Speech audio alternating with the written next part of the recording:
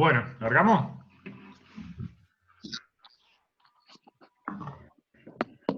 Seguimos con los problemas relacionados al aumento de la temperatura. Acá estamos muy bien representados. El lagarto, donde se ve un poquito lo que yo mencionaba recién, las formas de ganancia o pérdida de temperatura. Y después, al lado de eso, hay una imagen con el efecto de la vasoconstricción. Uy, esperen. Ah, me había saltado una filmina. Bien, veníamos hablando de la parte de la deshidratación y faltaba el tratamiento relacionado a la deshidratación. Dice, en todos los casos debemos suspender la actividad por la persona afectada. Sí. ¿Alguien dijo algo? Seguimos. Cualquier cosa pueden escribir en el chat. En todos los casos debemos suspender la actividad por la persona afectada, proporcionando un ambiente lo más controlado posible. En los casos en que la persona se encuentre alerta, iniciaremos la rehidratación vía oral en forma progresiva con bebidas isotónicas, si es posible. ¿Sí? Se pueden preparar de forma casera las bebidas isotónicas. Bien. Agregando por cada litro de agua media cucharada de sal, podemos preparar una bebida, en realidad, perdón, un cuarto de una cucharada de sal en un litro de agua con un poquito de azúcar y podemos agregar algo de limón o algo que le dé sabor también. Podemos hacer una bebida isotónica para rehidratar a una persona. Dice, reevaluar constantemente y determinar la necesidad de evacuación. En todos los casos que la persona no esté en condiciones de ingerir líquidos por vía oral, debemos trasladar de manera urgente a la persona afectada al lugar más próximo donde se pueda realizar el tratamiento por vía intravenosa. Se dice, a uno cuando necesitan rehidratarlo, si no lo puede hacer de manera oral, toca hacerlo de forma intravenosa. Bien. Apagan los micrófonos, sí, hay uno que se mete para adentro, ¿no? Está difícil cómo organizar esto acá, porque no juega. Bien. Hablábamos recién que el sistema circulatorio responde a los cambios de temperatura haciendo una vasoconstricción o vasodilatación según la necesidad del organismo, ¿sí? Sabemos que en el entorno caluroso obviamente se dilatan todos los vasos sanguíneos a nivel de la piel para mejorar el intercambio con el medio, y esto hace que se genere un gran gasto cardíaco por parte del corazón, por parte del sistema circulatorio de la persona. El gasto cardíaco es la cantidad de sangre que el corazón tiene que eyectar en un minuto. Entonces, si el corazón tiene que mandar mucha sangre a los pulmones para hacer un buen, vamos a suponer que estamos corriendo, ¿no? Tiene que mandar mucha sangre a los pulmones para generar un buen intercambio de oxígeno. Mucha sangre a la piel o a la parte superficial del cuerpo para generar un buen intercambio de temperatura. Además de mucha sangre a los músculos para generar una buena contracción muscular y demás, está trabajando, digamos, al máximo de su rendimiento. Entonces, cuanto más temperatura tengamos que disipar a causa del ambiente, del ambiente caluroso, o de la cantidad de calor que nosotros estemos generando dentro de nuestro cuerpo, más exigido va a estar el sistema circulatorio. Y lo contrario sucede en el caso de un entorno frío, ¿sí? Se genera vasoconstricción a nivel periférico, hay menos circulación de sangre, el corazón no trabaja de manera tan sobrecargada, pero hay aún así mucho volumen dentro de la parte central del cuerpo. Y este gráfico de abajo a la izquierda nos recuerda un poquito que con una mínima variación de temperatura dentro del organismo ya empezamos a sentir cambios o deterioros, ¿sí? Por debajo de 36 grados ya empieza a haber efectos del frío dentro del organismo, y por encima de los 37 grados lo mismo, ¿sí? También vale la pena resaltar que la temperatura a nivel central del cuerpo no es la misma que a nivel periférico, ¿sí? El cuerpo va a tratar de mantener una una temperatura central estable, lo más estable que pueda, independientemente de la temperatura a la que llegue la parte superficial. Este es el objetivo de la vasoconstricción por parte del sistema circulatorio.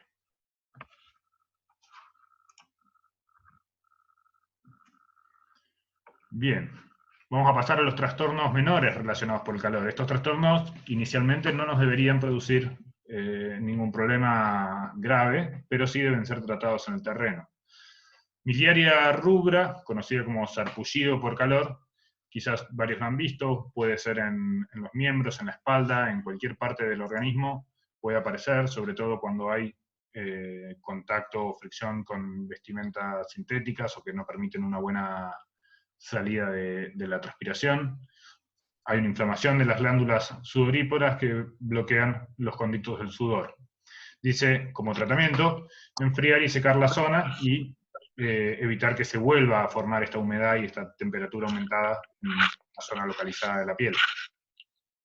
¿Qué podría pasar en los casos más complicados de sarpullido por calor? Que la superficie del sarpullido sea tan grande, o sea, a nivel de todo el cuerpo, que impida una buena disipación de temperatura por parte del organismo por no poder transpirar lo que el cuerpo necesita para evacuar temperatura, ¿no? Nosotros evacuamos la mayor parte de la temperatura de nuestro cuerpo a la hora de hacer ejercicio a través de la transpiración. Si tengo los poros de la transpiración tapados en gran porcentaje de mi cuerpo, eso puede producir un aumento de la temperatura central por una pérdida de calor. Después pueden aparecer edemas por calor, ¿sí? Se presentan en extremidades debido al aumento del flujo repentino para disipar temperatura. Al haber un aumento del flujo en la parte arterial de las extremidades y quizá no un flujo tan bueno en la parte venosa, ¿sí? Porque puede ser que estemos quietos o que estemos en un ambiente muy caluroso sin tener una contracción muscular que ayude el retorno venoso, empieza a haber acumulación de sangre en los capilares y eso hace que se extravase el líquido y empiecen a aparecer edemas por calor. Esto no suele ocurrir en las personas que se encuentran haciendo ejercicio, sino más bien en las personas que se encuentran quietas en una zona calurosa, calurosa o irradiadas por el sol. A ver si... Igual, perdón, cuando haces ejercicio escalando, eso se nota mucho, se hace calor y estás escalando, se inflaman los pies y el pie de gato es insoportable. Sí, bueno, ahí no ayuda justamente tener la zapatilla apretada, porque eso también impide el retorno venoso, o sea, se produce la vasodilatación y la zapa apretada hace que la sangre no pueda volver como corresponde, digamos, por la parte superficial del tejido, donde están todas las venas, y eso genera acumulación de sangre. Dice, se presentan extremidades debido al aumento del flujo repentino para disipar la temperatura y como tratamiento es autolimitante, digamos, no tenemos que hacer un tratamiento activo nosotros, pero sí debemos, justamente, en el caso de las pédulas, retirar las pédulas o retirar cualquier ropa ajustada que impida el buen retorno venoso y sobre todo lo que es joyería, pulseritas, tobilleras y todo lo que pueda generar un torniquete a causa de inflamación. Bien, Emma tiene un microondas. Seguimos. Calambres por calor, ¿sí? La combinación de fatiga muscular con pérdida de agua y electrolitos puede generar calambres en diferentes zonas. Generalmente se dan en la parte de la pantorrilla, pero también pueden aparecer en músculos del abdomen, en músculos de las piernas y o brazos en ciertos casos. En este caso, lo necesario es restituir ciertos electrolitos dentro del organismo de la persona, lo vamos a hacer de la misma manera que lo habíamos hecho en el caso de la deshidratación, y vamos a dejar que la persona descanse. Si esta persona se recupera de forma favorable, podría reanudar su actividad, teniendo en cuenta que a causa de la fatiga que tuvo, llegó a tener un calambre y que debería controlar un poco la temperatura generada por su propio metabolismo junto a la actividad que está realizando como para medir un poco el desgaste. En el momento del calambre o posterior al calambre, estirar progresivamente el músculo ayuda a ablandarlo un poco y que no se contracture tanto, junto con unos masajes. El calambre, propiamente dicho, es una contractura fuerte, involuntaria y constante del músculo que genera dolor para la persona que lo está sufriendo. Por último pasamos acá abajo lo que es el síncope por calor. Esto puede ser, se da mucho en personas ancianas cuando están quietas en las filas, o personal militar o de otra fuerza que esté con sus trajes especiales bajo el rayo del sol, parados haciendo guardia o lo que fuese. Mismo los bomberos muchas veces tienen problemas por síncopes por calor, pero también se puede dar en personas que realizan actividad física o que están dentro de una caminata o lo que pueda suceder. Dice baja presión arterial, provoca acumulamiento de sangre venosa, si hay un mal retorno de la sangre hacia el corazón, falta flujo sanguíneo a nivel cerebral y eso hace que la persona se desmaye o tenga un síncope y vuelve a restituirse de manera autónoma a la persona. No hay un tratamiento activo frente a esta persona más que retirarla de la zona de calor e intentar ayudarlo a que se enfríe lentamente. Atender ABC durante su recuperación.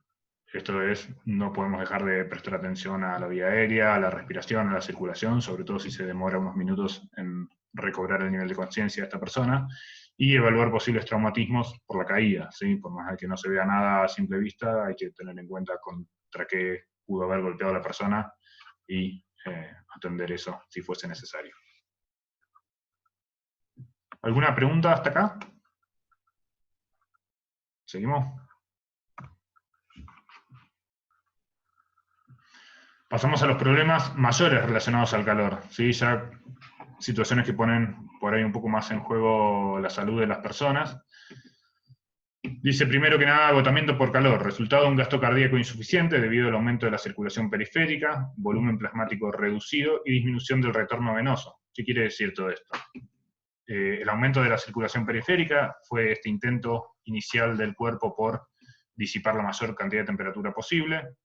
Volumen plasmático reducido habla de pérdida de líquido, ya sea por transpiración o por una deshidratación previa, lo cual hace que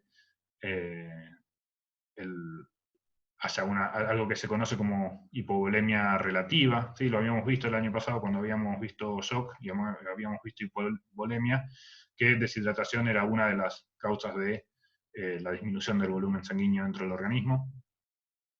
Y disminución del retorno venoso, justamente por la cantidad de sangre hacia la periferia. Esto depende también un poco si la persona se encuentra haciendo ejercicio, no se encuentra haciendo ejercicio, o cómo es la vestimenta de la persona.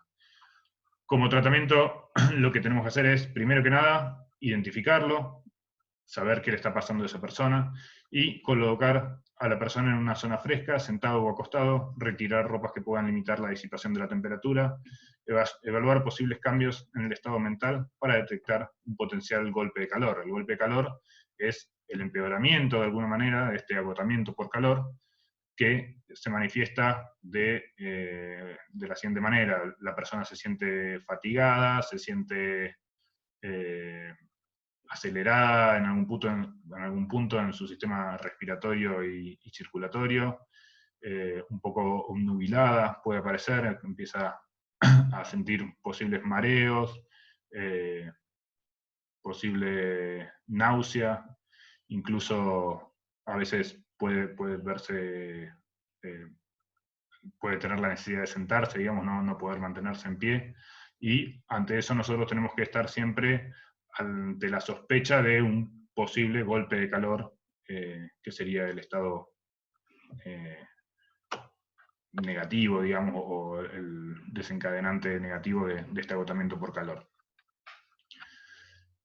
¿Cómo vamos a hacer nosotros para diferenciar el agotamiento por calor del golpe de calor? Principalmente revisando el nivel de conciencia de esta persona. Si la persona, más allá de sus mareos o más allá de su debilidad y su fatiga,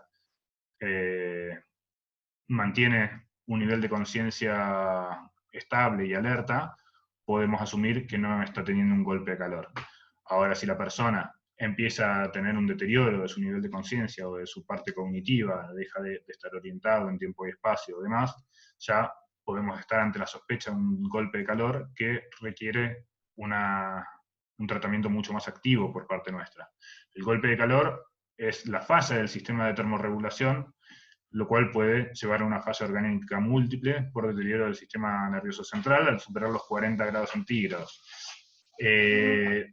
Hay casos en los que no necesita superar los 40 grados centígrados, puede darse un poco antes, si esta falla del sistema de termorregulación, que se encuentra en el hipotálamo, como para poder regular autónomamente la temperatura, y necesita que desde afuera, nosotros como prestadores de primeros auxilios, le realicemos un enfriamiento activo.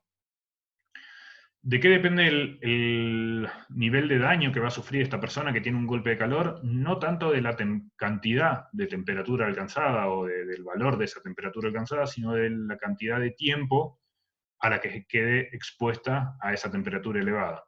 O sea, si la persona supera los 40 grados y yo no tomo ninguna acción durante los primeros 20 o 30 minutos, el daño va a ser total y quizá irreversible. En cambio, si yo tengo una detección temprana y un enfriamiento activo inmediato frente a esta persona, puede que los daños sean mínimos o nulos. Entonces, un poco ahí es donde nosotros tenemos que estar un poco alertas en cuanto a los trastornos menores de la temperatura que vimos en la filmina anterior, como posibles disparadores de sospecha de un posible aumento de la temperatura dentro de la persona, y estar atentos a todos estos signos y síntomas que mencionamos recién. Un problema de tomar la temperatura en una persona y detectar la hipertermia es que el único método que sirve para tomar la temperatura en el central de una persona es el rectal. Y la verdad es que en el terreno muy pocas veces vamos a llevar a la práctica, excepto que sea un lugar muy controlado y que la persona, no sé, sea una carpa, íntimo, lo que sea, y estén las comodidades dadas como para hacer una toma de temperatura rectal. En el resto de las situaciones probablemente no lo vayamos a hacer. Entonces, signos y síntomas nos van a dar la pauta de cómo evaluar a esta persona. Vamos a pasar acá a ver cómo se hace esto del enfriamiento activo, ¿sí? La recomendación unánime por todas las fuentes, digamos, es inmersión en agua fría. ¿Sí? Uno va a decir, pero ¿lo vas a meter en agua fría? Y sí, el tratamiento implica, si tenemos los medios como para, si estamos cerca de un curso de agua, o si hubiese la forma de juntar agua fría en un recipiente lo suficientemente grande como para sumergir a la persona, o por lo menos por partes introducir a la persona, ese es el método más efectivo de bajarle la temperatura a alguien. En cierto momento hubo discusión en relación a esto para saber si el escalofrío o el temblor que le generase a la persona meterse en agua fría no podía aumentar más la temperatura de una persona que ya estaba con la temperatura elevada, y los estudios han dicho que no, que no es considerable como algo negativo ese temblor que podría generar en una persona que la sumergen en agua fría, sino que lo más efectivo era ese método para bajar la temperatura.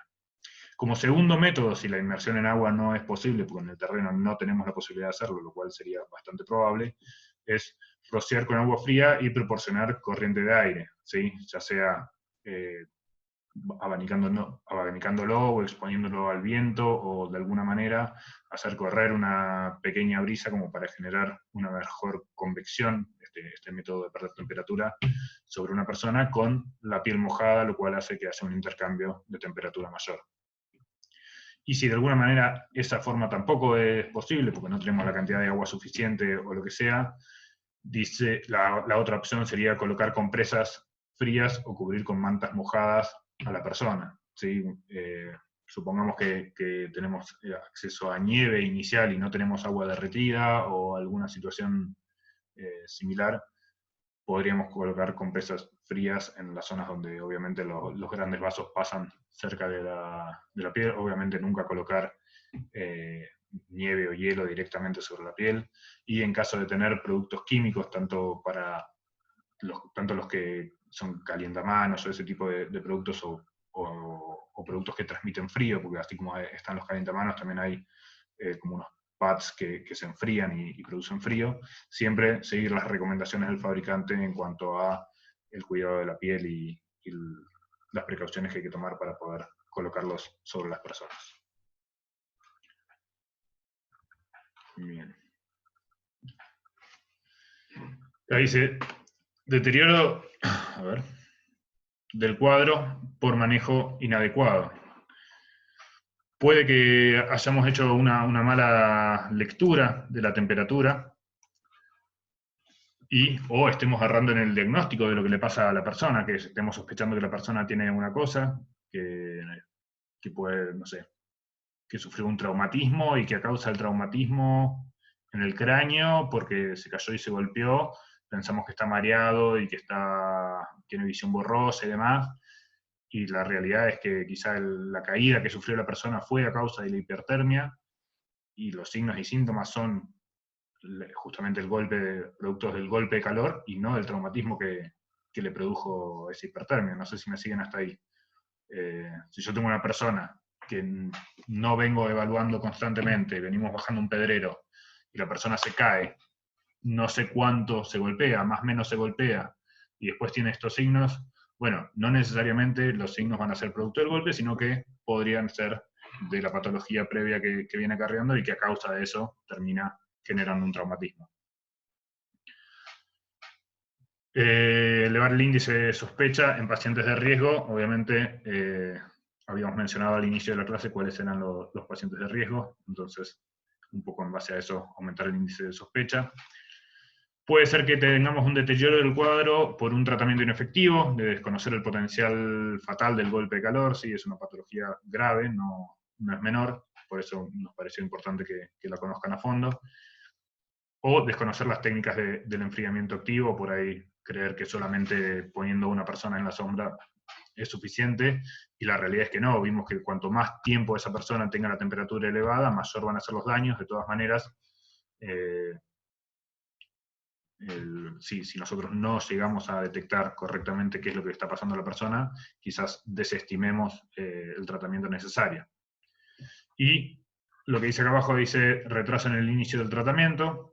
Muchas veces uno quiere evacuar porque cree que es lo mejor que va a hacer y que en el terreno hay pocas posibilidades de tratar a una persona con estos síntomas. ¿Sí? Piensen en una persona que tiene visión borrosa, nivel de conciencia disminuido, puede estar mareada, puede estar atáxica con movimientos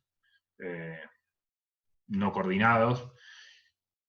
Y aún así el tratamiento más efectivo es en el terreno y tiene que ver con este enfriamiento activo que mencionamos recientemente. ¿Sí? Una vez que iniciemos el enfriamiento, recién podemos pensar en el traslado y que sean de manera conjunta.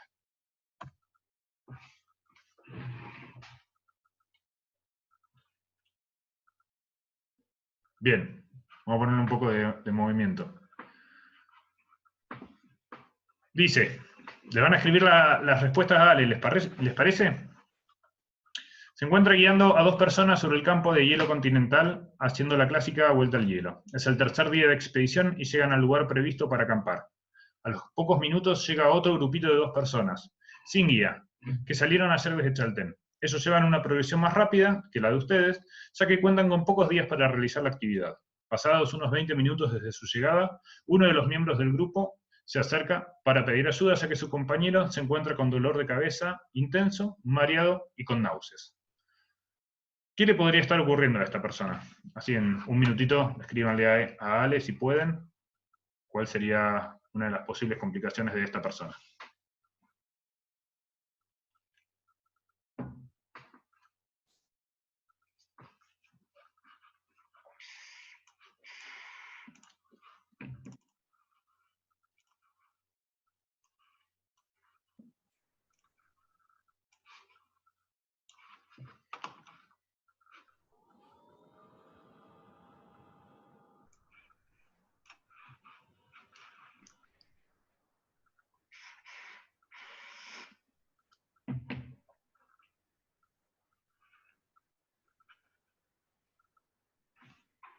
Bueno, Tommy, casi todos pusieron deshidratación o golpe de calor. Ahí alguno agregó el tema de la comida. Abu González ahí bien. Bien. Voy a responder una pregunta previa de Martín. No sé si alguien se la respondió. ¿Vos la respondiste, Ale, a Martín? No. Martín preguntó, una vez enfriado, ¿hay que trasladar sí o sí a la persona? Esto viene en relación a la persona con golpe de calor, y la respuesta es que si el golpe de calor fue real, con una disminución del nivel de conciencia, sí habría que trasladarla para descartar cualquier secuela a causa del aumento de la temperatura del sistema nervioso central. Esa es la respuesta a esa pregunta.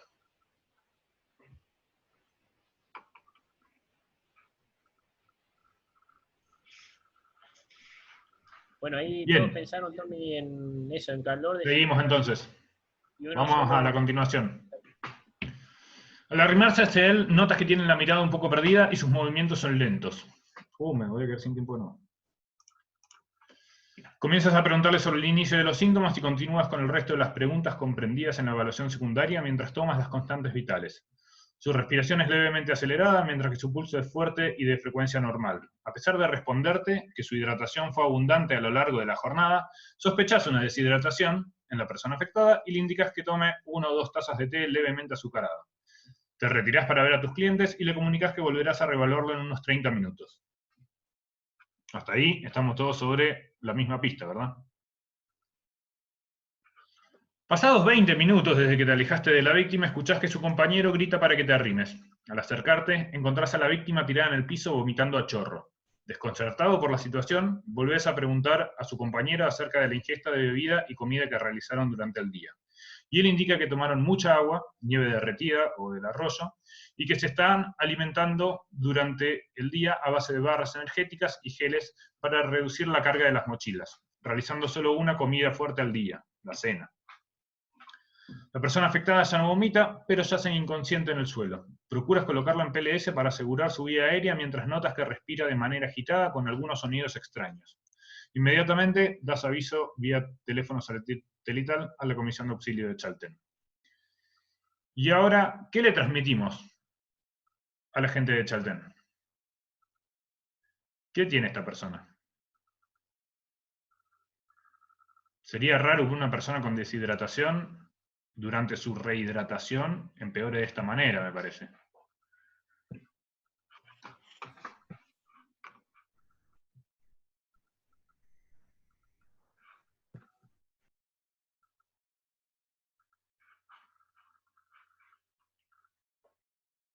¿Han escrito ahí algo, Ale? Sí, acá dicen intoxicación, shock anafiláctico. ¿Quién dijo intoxicación? Deshidratación porque tomó agua de hielo. Empacho. Bien. Seguimos. Intoxicación por las barras de gel. Tratamiento inadecuado para rehidratar. Bien, vamos a seguir así, no se hace tan largo. Y vamos a presentar un nuevo temita, que lo habíamos hablado el año pasado, pero es por ahí un poco más raro y más difícil de incorporarlo. Dice, hiponatremia asociada al ejercicio, también conocida como intoxicación por agua. Esta patología se da principalmente en atletas que realizan actividades intensas por periodos mayores a 4 horas. La sumatoria de sobreingesta de agua con bajo contenido de sales, como puede ser la nieve derretida o el agua recogida de un arroyo de deshielo, sumada a una dieta baja en sales, combinado con la sudoración profusa y consecuente pérdida de electrolitos, produce un desbalance en la concentración de sales de la sangre, que conlleva el abandono constante del agua del torrente sanguíneo, intentando equilibrar la concentración de sales dentro y fuera de las células. Como ustedes saben, el movimiento del agua dentro del organismo se da por difusión simple desde el lugar donde hay menos solutos hacia el lugar donde hay más solutos. Eso lo habíamos tocado bien a principio del año pasado. Entonces, si nosotros tenemos el último lugar de donde se van los solutos es de las células, ¿no? Los solutos que llegaron a las células, sobre todo el sodio, permanece en ese lugar. La orina es un regulador de electrolitos, entonces también va a disminuirse la diuresis cuando hay una falta de solutos. Entonces, esta baja de concentración de sales en la sangre e ingesta de agua sin sales adicionales va a hacer que el agua que nosotros ingiramos vaya saliendo del torrente sanguíneo hacia la zona de las células, porque por más de que haya pasado un montón de agua del torrente sanguíneo hacia las células, el agua ingerida siempre va a ser menor con una dilución menor que la que hay dentro de las células, entonces siempre va a ir de los vasos hacia la periferia, ¿no? hacia afuera de los vasos. Sumado a esto, ante esta situación, pasa lo que yo decía recién de la disminución de la diuresis. Si el cuerpo libera vasopresina, lo cual genera vasoconstricción periférica y aumento de la TA, de la presión arterial. Y la disminución de la diuresis, evitando así la pérdida de sales. ¿Sí? La vasopresina es justamente esta hormona antidiurética. Y un tercer factor que empeora el cuadro, al cesar la actividad, es el vaciado gástrico que vierte al torrente sanguíneo el agua retenida dentro del estómago, ¿sí? y del aparato digestivo. Mientras nosotros realizamos actividad física, es muy bajo el porcentaje de agua que pasa desde el estómago hacia el intestino delgado, donde se filtra hacia la sangre. Y cuando detenemos nuestra actividad física, gran parte del agua acumulada dentro del estómago, de golpe, pasa al torrente sanguíneo. Entonces, muchas veces esta hiponatremia aparece sobre todo cuando la persona detiene la actividad física porque hay una gran cantidad de agua, un gran volumen de agua que estaba alojado dentro del estómago por la hidratación que nosotros fuimos realizando durante la actividad física y que repentinamente pasa hacia el torrente sanguíneo generando una dilución mayor, o sea, un agua en sangre sin solutos que hace que la sangre sea más pobre en solutos justamente. Hago una pregunta al margen. Tengo una perra ladrando al lado que no sé si se sale adentro del micrófono. Sí, sale. Vale. Che, Tommy, tengo una pregunta. Sí. ¿Y el vómito a chorro es por el agua esa acumulada en el estómago? No, ahí vamos. ¿Qué pasa si el agua sale del torrente sanguíneo y se empieza a acumular en los tejidos? Se empieza a generar edema, ¿verdad? Entonces, este edema, que en los miembros podría no llegar a ser una complicación tan grande, sí lo va a hacer cuando sucede a nivel cerebral. Y existe el edema cerebral producto de la hiponatremia asociada al ejercicio, al igual que el edema pulmonar. Por eso el paciente que mencionamos anteriormente tenía ruidos respiratorios a pesar de tener la vía aérea liberada. Entonces, el estadio más grave de la hiponatremia, y por eso se las queremos transmitir y enseñar de manera profunda para que ustedes estén al tanto de la existencia de esta patología, es que en un estadio grave produce edema cerebral o edema pulmonar. Sí, el vómito a chorro acá responde al edema cerebral que está cursando esta persona. ¿Se acuerdan que también era un signo y síntoma de aumento de la presión intracraneana cuando la persona podía tener un traumatismo de cráneo? Bien. Entonces, ¿puede presentar los 2 edemas o efectivamente siempre presenta los 2 edemas? No, no necesariamente va a presentar los dos, puede presentar uno u otro o ambos. ¿Sí? Bien, acá hay un pequeño resumen de la parte hormonal que sucede dentro del cuerpo, ¿sí? La hormona antidiurética es la que se encarga de no perder más sales a través de la orina, entonces disminuye por completo la producción de orina. Bien, ¿y cuál sería la complicación de un cuadro como este? No detectarlo y hidratar a la persona sin la solución correspondiente, o sea, sin el líquido correspondiente. Si nosotros seguimos ingresando líquido sin la cantidad de sales necesarias como para revertir la concentración de sales en la sangre, en una persona que está sobrecargada de líquido pobre en sales, estamos justamente haciendo lo contrario a ayudar a esta persona, estamos empeorando el cuadro. Entonces, la detección de esta situación mediante la anamnesis y mediante los signos y síntomas de la persona me va a llevar a mí a estar sobre la pista de que esta persona está en esta situación y en base a eso poder tratarla de manera correcta. ¿Sí?